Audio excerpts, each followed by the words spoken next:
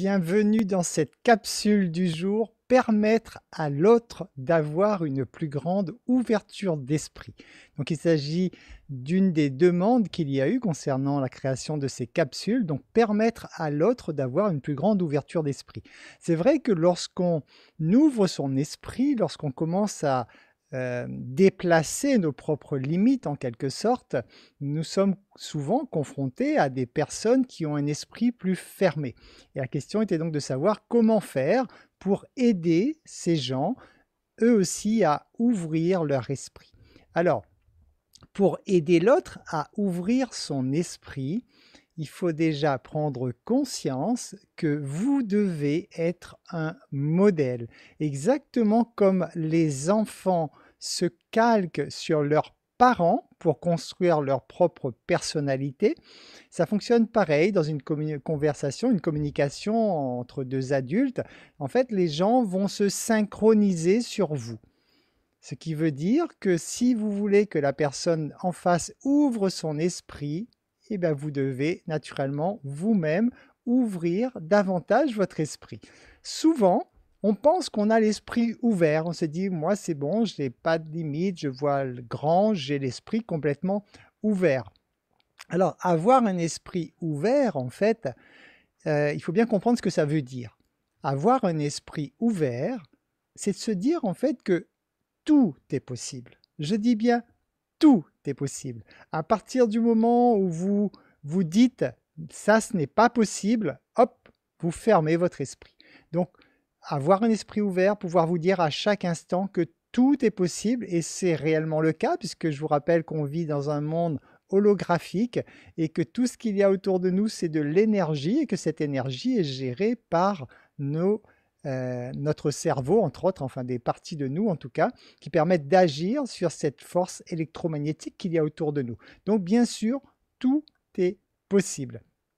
Et si on se dit que tout est possible, ben, il faut déjà se dire également que l'autre, ben, il a le droit d'avoir une vision différente de la mienne. D'exiger de l'autre qu'il ouvre son esprit, en fait, c'est déjà quelque part s'enfermer soi-même. Donc, permettre à l'autre d'ouvrir son esprit, c'est aussi permettre à l'autre de ne pas ouvrir son esprit s'il le souhaite. Alors, pour vérifier si vous avez un esprit ouvert, voilà quelques points que vous pourriez noter pour prendre conscience de ce que c'est qu'un esprit ouvert. Il faut tout d'abord parvenir à croire sans preuve.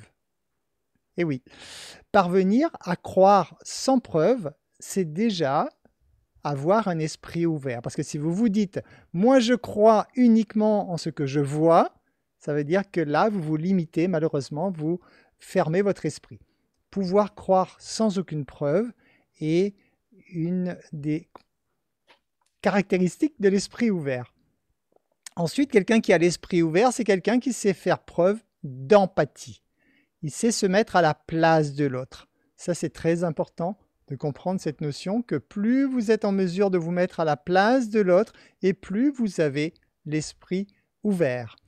Autre caractéristique d'un esprit ouvert, c'est également avoir le désir d'apprendre des autres. Même un enfant peut nous enseigner des leçons de vie. Souvent, d'ailleurs, les enfants nous enseignent des leçons de vie. Donc, vouloir apprendre des autres est déjà une façon de s'ouvrir, de sortir de l'esprit fermé, donc d'ouvrir véritablement son esprit.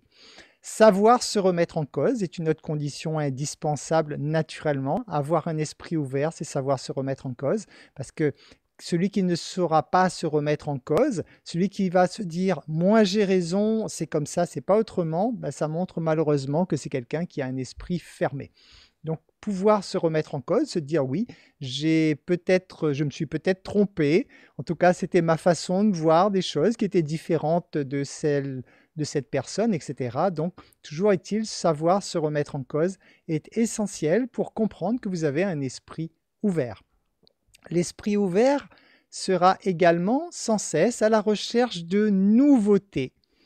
Vous le comprenez très bien qu'un esprit fermé est un esprit qui va se raccrocher à du connu, qui va se raccrocher à des expériences passées, qui va se raccrocher à des coutumes, qui va se raccrocher à des façons de faire, etc. Donc là, ça veut dire c'est la recherche de sécurité et malheureusement, c'est le blocage, et non pas donc l'esprit ouvert. Donc c'est s'enfermer dans un esprit fermé. Donc, alors qu'être à la recherche de nouveautés, c'est sans cesse toujours vous dire je vais rechercher quelque chose de nouveau, je vais rechercher une nouvelle façon de faire, je vais rechercher une nouvelle façon de penser, je vais rechercher une nouvelle façon de me distraire. Voilà, toutes ces choses qui captivent la vie en fait, hein, qui donnent du peps à la vie, c'est synonyme en même temps d'un esprit ouvert. Alors je vous donne quelques exemples. Par exemple, dans une conversation, lorsque vous êtes donc en train de converser avec quelqu'un, si vous cherchez systématiquement à avoir raison, c'est-à-dire que si dans votre conversation, vous êtes là sans cesse à vouloir faire comprendre à l'autre que c'est votre point de vue qui prévaut sur le sien, à ce moment-là, vous avez un esprit fermé. Donc si vous cherchez sans cesse à avoir raison, vous avez un esprit fermé.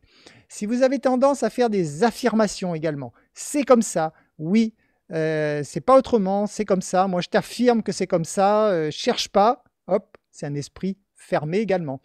Si vous posez des questions, au contraire, hein, si vous posez des questions pour apprendre des autres, là vous avez un esprit ouvert. C'est-à-dire que si, au lieu d'imposer votre façon de penser, vous cherchez à comprendre pourquoi l'autre pense comme ça en fait, et c'est lorsque vous faites cela que vous ouvrez votre esprit parce que cette personne a peut-être quelque chose à vous apprendre. Elle a un point de vue en tout cas qui est différent du vôtre et qui peut vous permettre d'évoluer davantage.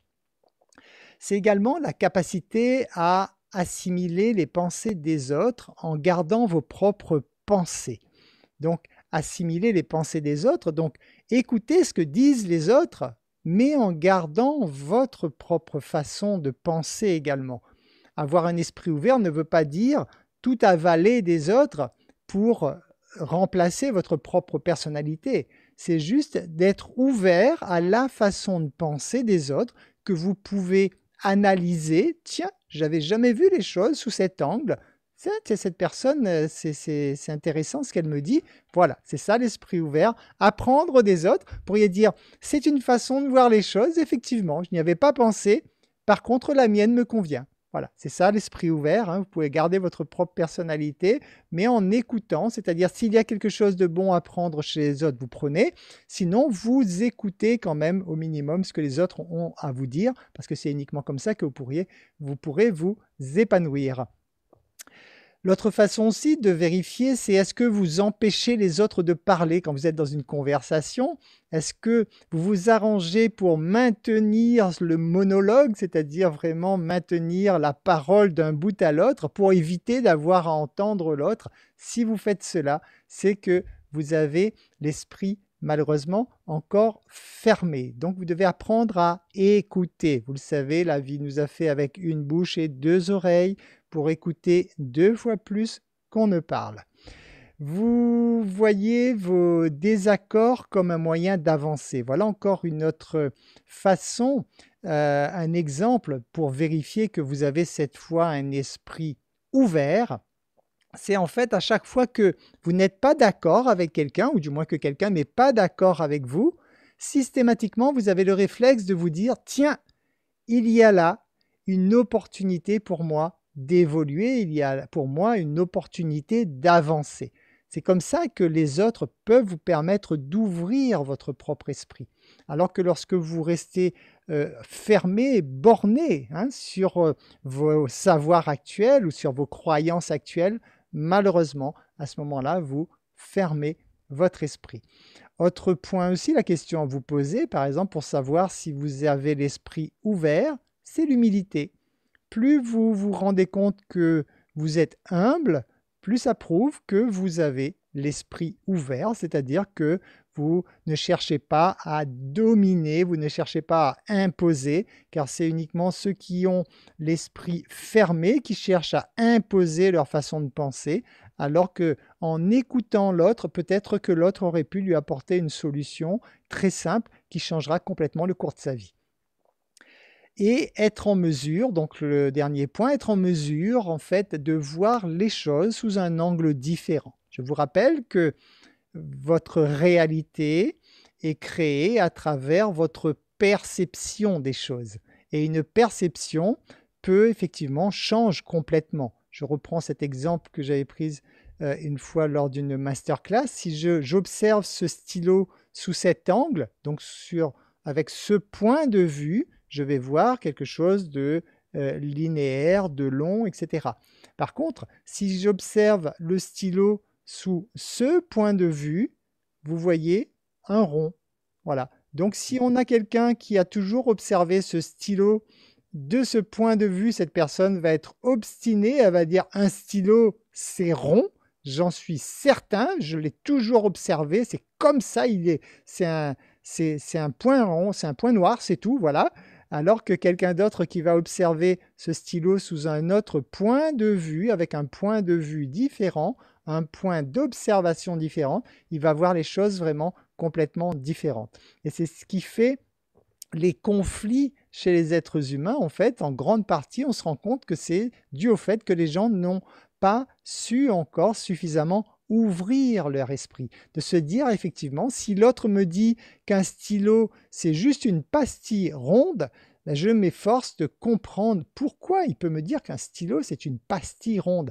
Ah, effectivement, si je me mets à observer comme lui, avec son point de vue, je me rends compte en fait qu'il a raison. Et c'est ça qui est formidable chez l'être humain, c'est qu'il est très très très rare que quelqu'un ait tout à fait raison ou tout à fait tort, puisque avec le principe de la dualité, tout étant une question de perception, quel que soit l'avis des gens, selon leur propre point de vue, ils peuvent avoir raison, et vous aussi, vous pouvez avoir raison. Vous observez tous les deux le même événement, sauf que vous le voyez avec des points de vue différents. Voilà, donc pour concrétiser, on va dire, cette capsule, lorsque vous cherchez à faire que les autres ouvrent leur esprit, cherchez avant tout à ouvrir davantage le vôtre pour comprendre cette personne face à vous et pour comprendre aussi que peut-être qu'elle n'est pas prête à ouvrir son esprit, peut-être qu'elle ne sait pas encore comment le faire et en vous observant, ça pourrait l'aider, si elle le souhaite, à ouvrir davantage son esprit.